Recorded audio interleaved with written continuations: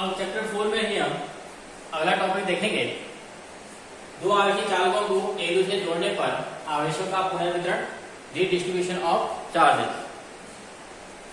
तो किन्हीं भी दो निकायों को या चालकों को जोड़ने पर हम मान लेते हैं, माना दो चालक हैं, एक चालक ए है, एक चालक बी। इस चालक की धारिता C1 है, इस चालक की धारिता C2 है। इस चालक पर आवेश Q1, इस चालक पर आवेश Q2 है और इस चालक पर आवेश Q1 के कारण जो विभव है वह V1 है और इस चालक पर आवेश Q2 के कारण जो विभव है वह V2 है। तो चालक A, तो चालक A के लिए, चालक A के लिए, तो चालक A के लिए अब चालक A पर आवेश Q1 है, विभव V1 है और धारिता C1 है, तो आवेश Q1 इक्वल टू हो जाएगा C1 V1। और ऐसे ही चालक B के लिए, चालक B के लिए आवेश Q2 इक्वल टू हो जाएगा सेम C2 V2। अब इसके पश्चात इन दोनों चालकों को जब हम किसी तार से जोड़ देते हैं, चालक A को चालक B से किसी तार से जोड़ देते हैं, तो इन चालकों में जो ऊर्जा, जो आवेश है वह अधिक विभव से कम विभव की ओर प्रवाहित होना प्रारंभ करेगा। तो इन दोनों से किसी भी एक का विभव अधिक होगा और एक का विभव कम होगा, तो आवेश अधिक विभव से कम विभव की ओर प्रवाहित होना शुरू हो जाएगा और तब तक प्रभावित होते रहेगा जब तक कि दोनों चालकों पर विभव समान ना हो जाए।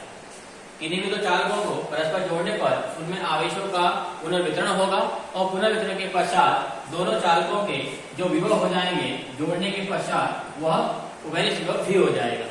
तो इसलिए चालकों को जोड़ने पर, इसलिए चालकों को जोड़ने पर आवेशों के पुनर्वितरण, आवेशों के पुनर्वितरण के फलस्वरूप उभयनिष्ठ विभव, उभयनिष्ठ विभव, तो उभयनिष्ठ विभव भी अब Q बराबर C भी होता है, तो V बराबर हो जाएगा Q अपॉन C, यानी कि V इक्वल हो जाएगा कुल आवेश Q अपॉन C, यानी कुल धारिता। तो V इक्वल अब कुल आवेश हो जाएगा आपका, पहले चालक पर आवेश Q1 प्लस दूसरे चालक पर आवेश Q2 और कुल धारिता पहले चालक की धारिता C1 प्लस दूसरे चालक की धारिता C2। अब Q1 और Q2 की वैल्यू इस तरफ लेंगे तो V equal to C1 V1 plus C2 V2 upon C1 plus C2 हो जाएगा। अतः किन्हीं भी दो चालकों को परस्पर जोड़ने पर उनमें उभयनिष्ठ विभव V बराबर C1 V1 plus C2 V2 upon C1 plus C2 हो जाएगा। अब हम मान लेते हैं, माना A पर विभव ज्यादा है और विभव B पर विभव कम है, तो विभव का जो आवेश का प्रवाह होगा वह A से B की ओर मान लेते हैं। इस स्थिति में इस चालक A में से आवेश इस चालक में जाना प्रारंभ हो जाएंगे। तो चालक A, तो चालक A पर आवेश की मात्रा, आवेश की मात्रा,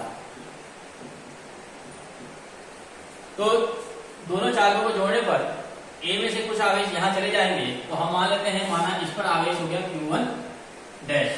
इसी प्रकार से चालक B पर आवेश की मात्रा ये हो जाएगी Q2 डैश।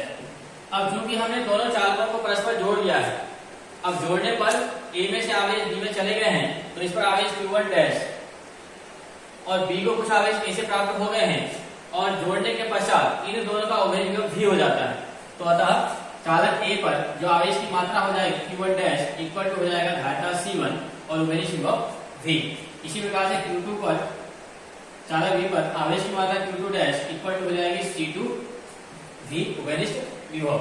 इन दोनों को भागा देते हैं तो Q1 dash upon Q2 dash equal to हो जाएगा C1 V1 upon C2 V। ये V से V कैंसिल, यानी कि Q1 dash upon Q2 dash equal to C1 upon C2। अतः आवेशों के पुनर्गणना के पश्चात दोनों चालकों पर जो आवेशों की मात्रा हो जाए का अनुपात होगा वह उनकी धारणाओं के अनुपात के बराबर होगा।